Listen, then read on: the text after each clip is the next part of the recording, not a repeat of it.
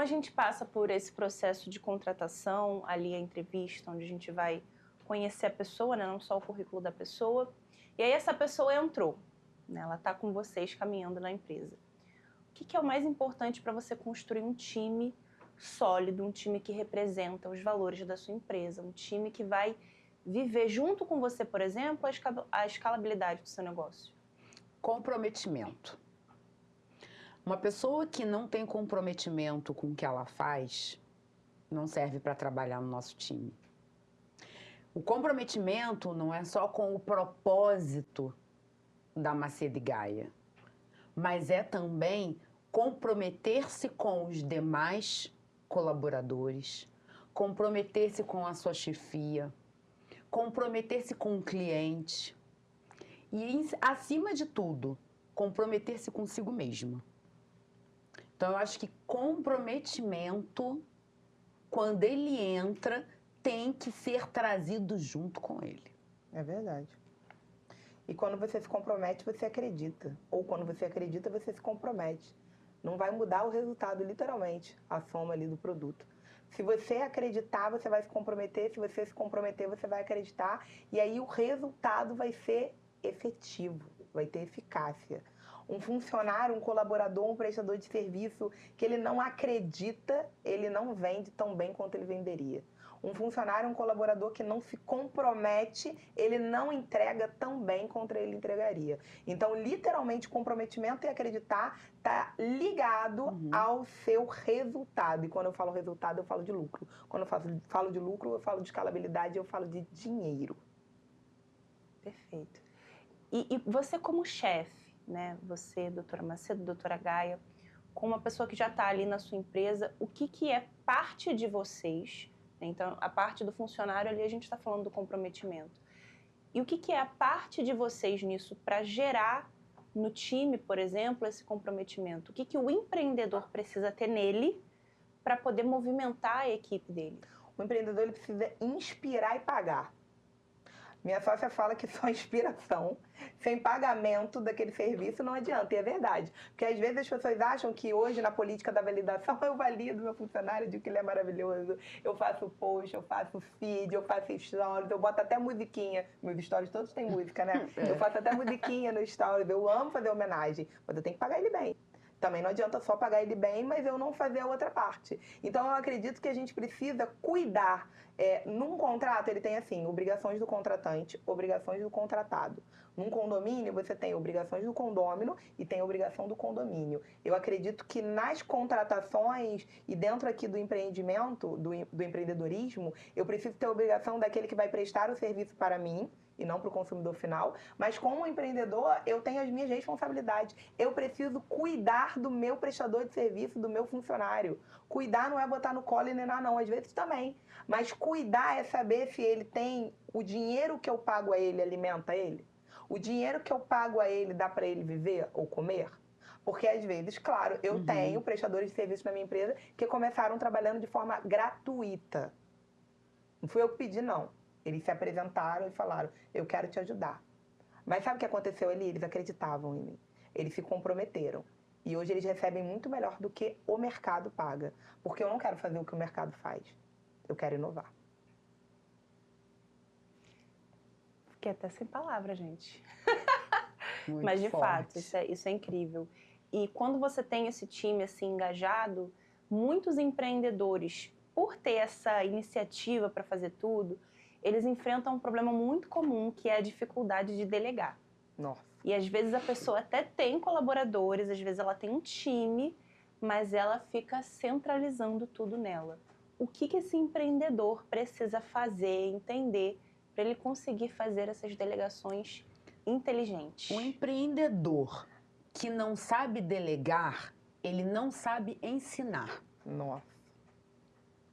Porque o empresário, para ter um time forte com ele, Até tomar uma ele água. precisa fazer e ensinar os colaboradores dele a executar, a prestar o serviço de forma saudável, com qualidade, com eficácia. Quando o ensino faz parte dele, ele vai delegar sem nenhum medo de perder o controle. Porque ele sabe que aqueles ali estão aprendendo com ele e que vão fazer tão bem feito quanto ele faz.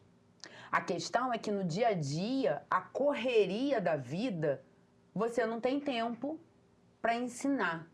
Então você deixa na mão do colaborador. Só que peraí, o colaborador, ele precisa de uma voz de liderança. Se ele está ali, se ele aceitou estar na sua empresa, ele precisa de uma voz de liderança. É importante dizer que a autoridade vem quando você vive, comete aquele erro ou aquela solução que você está vendendo. Eu era esse tipo de empresária. Quando eu estava na minha empresa vendia, rendia, os clientes saíam bem atendidos, todo mundo era feliz e os meus prestadores de serviços ali, para mim e não para o consumidor final, também eram. Quando eu saía, algo inovador acontecia. Tudo acabava entre nós. Eu voltava de uma mini férias e estava uma loucura, o cliente estava insatisfeito, a estagiária estava pedindo demissão, o sócio estava enlouquecido, uma confusão. E durante muito tempo eu achava assim, meu negócio precisa de mim, o olho do dono é que engorda o negócio, é sobre isso. Eu achava que aquilo era sintomático de quando eu me afasto, mas não, era um erro meu. Eu tinha muita paixão e eu causava inspiração quando eu estava. Mas inspiração apenas quando você está não é inspiração. O cara só no máximo inspirou ali. Ele, recebeu alguma coisa. Quando você saiu, foi embora, você não tem profundidade. Então as pessoas literalmente acreditavam em mim, mas quando eu virava as costas, elas não se comprometiam. Quando a Macedo chega, ela começa a falar pra mim assim: você precisa ensinar o que você faz. Você precisa deixar esse conhecimento todo na mesa. Você não pode ser a pessoa que na crise você chega e fala, eu resolvo. Porque você vai resolver. Mas legal não é você chegar e resolver. Legal é você ensinar que resolvo. E quando te ligarem e falaram, teve um problema aqui, mas eu já resolvi, chefe, tá aqui, entregue. Isso é ser um líder com eficácia. E isso também é uma responsabilidade do líder. Tem muito empreendedor errando, ficando patologicamente insano, doente, criando um ambiente instável e não saudável, mesmo sendo uma pessoa maravilhosa, inspirativa, que paga super bem, porque ela acredita que é responsabilidade apenas dela. A responsabilidade dela é de ensinar. Eu preciso criar sucessores bem-sucedidos. Hoje, quando acontece uma crise na minha equipe, eu tenho pessoas que resolvam. E eu fico orgulhosa, porque eles estão resolvendo. Eu ia falar isso, que na crise, o empresário ele só fica sozinho se ele quiser. Porque quando ele delega e ele ensina bem a equipe dele, essa equipe, ela está comprometida com ele e no momento de uma crise, ela permanece ao lado dele. Nossa. E não tem que ter medo de ensinar, porque no meu caso eu não tinha medo de ensinar e alguém me passar a perna e pegar o que eu fazia. Porque é igual receita de bolo. Eu cozinho quando eu tenho receita. Mas nunca fique igualzinho daquela pessoa que me passou. Sempre tem uma diferença.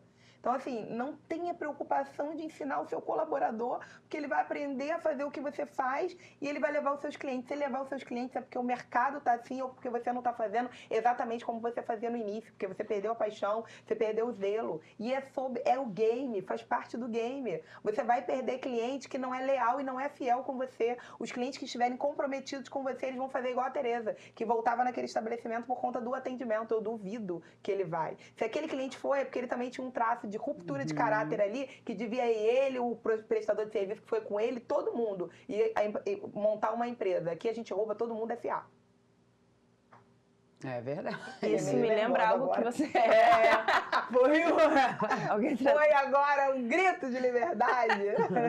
Renova aqui a água dela. Renova minha água. Isso me lembra uma coisa que você fala muito sobre morrer vazia. Nossa, é verdade. O que significa isso? Morrer vazia é um dia que eu me peguei com muito conhecimento. Na verdade, eu ajudava empresários, né, lá no iniciozinho. E daqui a pouco, não daqui a pouco, 2, 3 anos, a empresaria ia crescendo. E nem sempre tinha ali aquela troca, né? Eu não via o crescimento em conjunto. E eu comecei a analisar tudo aquilo ali. E aí eu falei, eu tenho muito conhecimento, às vezes, só para entregar aqui para essa pessoa. Eu quero colocar isso de uma forma mais generalizada, entregar para mais pessoas. E eu tenho um excesso de criatividade. As pessoas falam, ai, nossa, é muito bom ser criativo. Quem é criativo sabe do que eu estou falando. É difícil ser criativo, porque você tem muita ideia e é muito difícil você colocar em execução. Eu tenho hoje a Macedo, que é total execução. Eu trago uma ideia e ela até fala, cara, pra que você inventou isso? Olha o trabalho que isso vai dar. E quando ela diz olha o trabalho que você vai dar, é porque ela sabe que quem vai ter que executar é ela com a equipe dela. Porque por muito tempo eu me feria porque eu não conseguia executar. Aquele que é criativo demais, ele nunca vai conseguir executar a quantidade de ideias que ele tem, gente. E às vezes você precisa identificar, que a Bianca faz muito bem isso, qual é o valor daquela pessoa. O que o Gabriel ama fazer e aonde ele fica feliz. O que a Vitória gosta de fazer e onde ela fica feliz. Porque é ali que aquela pessoa vai dar o maior potencial dela. E quando você faz isso, você entende isso e você começa a organizar aquelas peças ali, você está entregando. E eu quero, o dia que eu morrer, o dia que eu for embora dessa terra, com 95 anos, frise-se, eu quero morrer totalmente vazia. Eu não quero aqui já uma pessoa que tinha muito conhecimento, que tinha 300 PhDs, mestrado, doutorado, tudo, e o que ela entregou para o mundo? O que ela fez? O que ela inovou? Eu quero ter formação, capacitação, mas eu quero ter a exposição de tudo isso. Eu desejo e anseio morrer vazia. Eu não quero levar nada comigo. E quando eu deixo tudo isso comigo, eu estou ficando cheia, muito cheia. Eu não quero morrer cheia, eu quero morrer vazia. E eu levo isso para minha equipe. Às vezes eles se assustam, mas depois eles entendem no dia a dia o que eu estou falando, e esse é um dos propósitos de vida da doutora Gaia. Incrível. E quando a gente fala sobre essa questão de morrer vazia, de delegar, hoje a gente vê que existe uma certa rachadura no relacionamento do seletista, do colaborador com o chefe, né? Parece que se tornou uma relação tóxica, assim, mundial, como se fosse impossível estar feliz no seu trabalho, estar feliz naquilo que você faz. E, por outro lado, parece que o empreendedor também nunca está satisfeito com o time que ele tem. O que vocês acham que é, assim, a solução para sarar essa relação seletista-colaborador, chefe, empreendedor? Nossa, muito boa pergunta. Boa, eu acho que começa ainda assim na comunicação. A comunicação entre o colaborador e o chefe, entre o empresário e seus prestadores, seus fornecedores, a comunicação ela precisa funcionar. Eu preciso ter um olhar não somente do lucro, mas um olhar para entender o papel do outro. O que tem acontecido muito são as inversões de papéis. O empresário, ele quer entregar o serviço e ele quer ser fornecedor ao mesmo tempo. Ele precisa entender qual é o papel dele naquela relação. No ambiente corporativo, o empregado, muitas das vezes, ele quer assumir o papel do empregador. E o empregador quer assumir o papel do empregado. São funções, são cargos diferentes. E aí, quando tudo isso se confunde, não tem como você ter ali um ambiente saudável. Então, eu acho que uma comunicação clara, o comprometimento, novamente, a conversa, né, que é a própria comunicação, mas reuniões estratégicas. E aqui a gente não está falando daquelas reuniões que você faz quase todos os dias e que não te leva a lugar algum. Uma reunião estratégica, ela pode durar 30 minutos. Com um início, meio e fim. Ou 2 horas, depende do dia. Ou 2 horas. Isso que a Bianca está falando é muito bacana, porque eu acho que tem isso do que ela acabou de trazer, mas eu acredito também, que eu acho que tem uma sinergia com o que ela disse, que o que falta para resolver esse problema é a identidade. Eu preciso saber quem eu sou. Eu preciso entender quem eu sou e quem eu quero ser. Porque quando eu entendo quem eu sou, eu fico satisfeito em receber o meu salário, desde que seja digno, correto, equânime, e pagar aquele valor que eu estou recebendo com as minhas horas trabalhadas. Às vezes eu vejo, outro dia eu vi um post falando sobre uma empresa, uma indústria que cresceu muito, e eu vi um monte de comentário do pessoal falando, não, mas o funcionário está pobre, o funcionário está isso. E tem funcionário ali que, claro, que não vai estar exatamente como dono daquela empresa. E isso não é um discurso elitista. Estou falando aqui uma mulher preta, mulher, né, que não veio de uma família de classe média alta. Então, eu sei das dificuldades que temos para chegar em alguns lugares. Mas nós precisamos entender que quando eu sei a minha identidade, não é aceitar o pouco. A gente também tem apontado o dedo para o outro e dizendo, você tem que empreender, você tem que empreender. Gente, Martin Luther King dizia, eu tenho um sonho. E o sonho era de ver tudo miscigenado, de ver as pessoas tendo oportunidades. Mas ter oportunidade não quer dizer que você precisa vestir aquela roupa que querem vestir em você.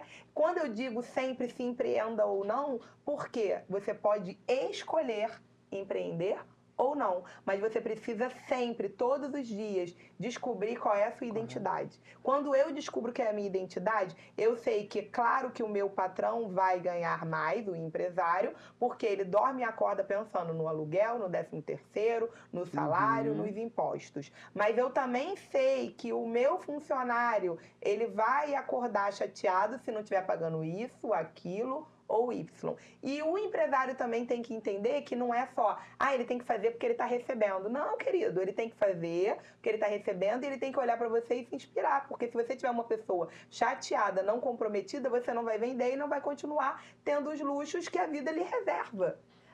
Eu acho que tem uma dificuldade grande de identidade. Eu já tive chefes muito ruins e chefes ruinzinhos, mais ou menos. A maior parte da minha vida foram ruins. Pessoas ruins mesmo, que inclusive não mereciam estar naqueles cargos, mas estavam. E eu conseguia passar por aquilo ali porque eu entendia que eu ia sair daquela situação, ia virar o jogo e não ia virar de novo aquela pessoa. O problema é que às vezes o que você reclama é justamente o que você está condicionado e você vai entregar quando você estiver no outro local. Você precisa reclamar, mas quando virar o jogo, virar o game, você também não fazer exatamente aquilo que faziam com você e que você reclamava tanto. Perfeito. É uma relação muito ame ou deixe, né?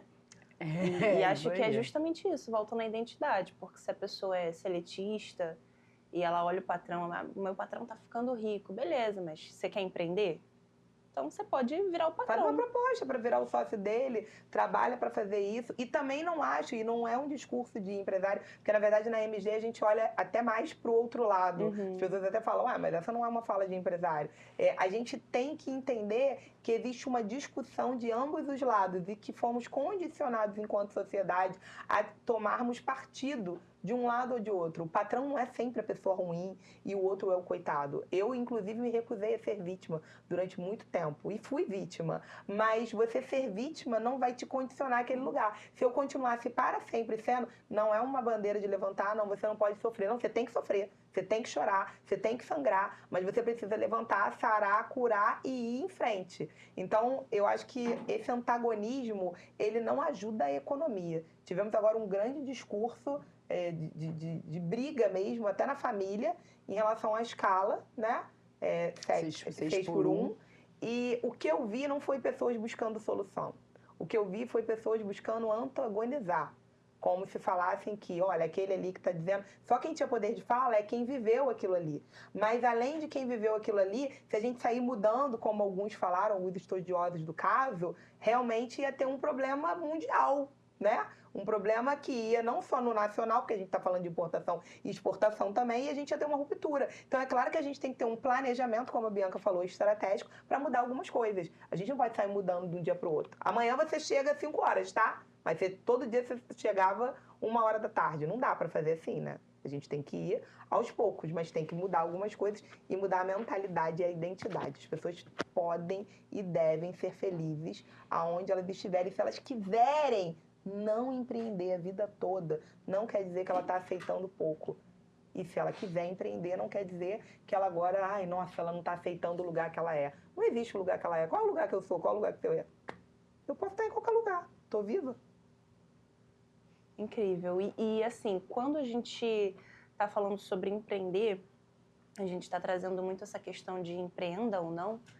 E para quem está assistindo, assim, que provavelmente começou esse vídeo até porque tem essa chama do empreendimento no coração, né? E talvez ainda não começou por algumas dúvidas. O que essa pessoa precisa olhar para dentro dela e encontrar para ela falar assim, não, estou segura de que eu realmente devo empreender ou não? Acho que a doutora Gaia é a mais apropriada para falar isso.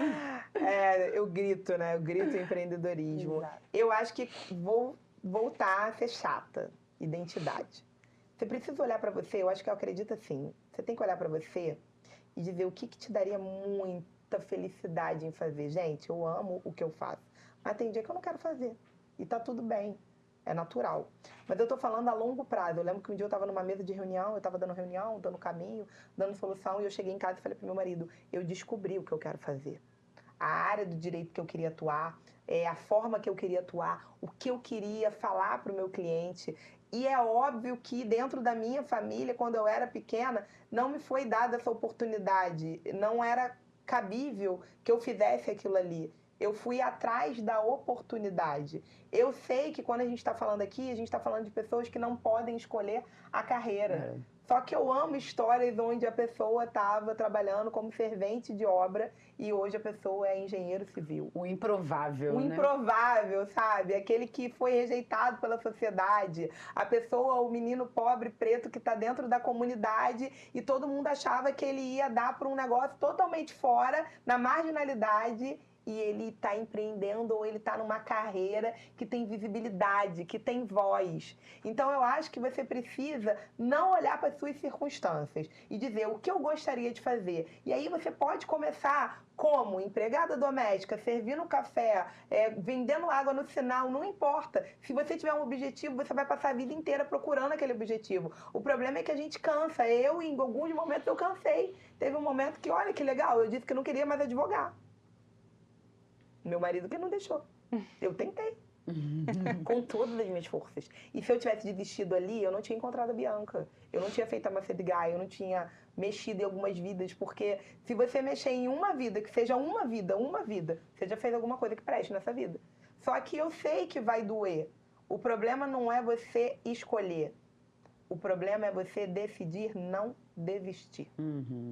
Porque se tem uma característica, minha corredora tá aqui, não me deixa mentir, no pódio, é que todo mundo que tá ali, ele não tem uma coisa igual, que é a cor, que é a raça, que é a etnia, que é o dinheiro que tem, que são as oportunidades. Todo mundo que tá ali não desistiu. Todo mundo que tá ali não desistiu. Então, se você quer empreender, você precisa primeiro decidir que você não vai desistir. Porque vai ter dia que você vai querer desistir. Vão ter situações que vão te fazer querer desistir, mas dá para acontecer.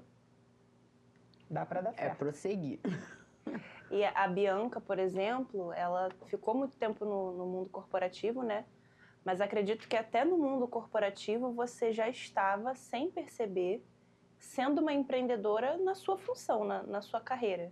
Eu queria que você falasse um pouquinho sobre isso. O que é você empreender dentro do corporativo? É quando você leva sugestões, quando você leva estratégias novas para a sua empresa. Ali você está empreendendo. Então, como eu atuava numa área de direção, aonde o acesso, né, a um determinado cargo estratégico era reduzido, esse acesso era feito por poucas pessoas, então quem tinha ali o poder central não ouvia tantas pessoas, ouvia 2, 3. Então o que eu levava era de extrema relevância. E aí eu tinha que às vezes chegar em casa e falar, cara, amanhã eu preciso levar uma estratégia nova. A gente precisa reverter essa situação. E sem saber, isso é empreender. É você levar caminhos alternativos. Soluções alternativas. Porque o empreender é o quê? É você galgar lugares diferentes. Você pode ser um empresário que você atue do início ao fim num único nicho de mercado. Não empreende, o empresário não é empreendedor. O empreendedor, ele tem uma visão ampliada do mercado, da economia. Ele é sedento. Ele vai atuar na área alimentícia, ele vai atuar no agro, ele vai atuar na área de tecnologia da informação. Ele quer alavancar negócios. Isso é um empreendedor. Então, quando você está dentro de uma empresa, na qualidade de colaborador, e você enxerga caminhos alternativos, você está empreendendo. Então, esse é o famoso empreenda ou não, né? Empreenda ou No não. fim das contas, a gente acaba empreendendo quando a gente amplia a nossa Esse visão. é o chamado empregado empreendedor. O Estado empreendedor. Estado empreendedor é o Estado que sai da zona de conforto em ter somente órgãos públicos ali servindo a ele e passa a chamar o privado a fazer parte disso. As parcerias público-privadas é uma ótima iniciativa do Estado empreendedor. Ela é braba, né? Ela é braba. É. Empreendedora sou eu que me juntei com essa mulher. Visão.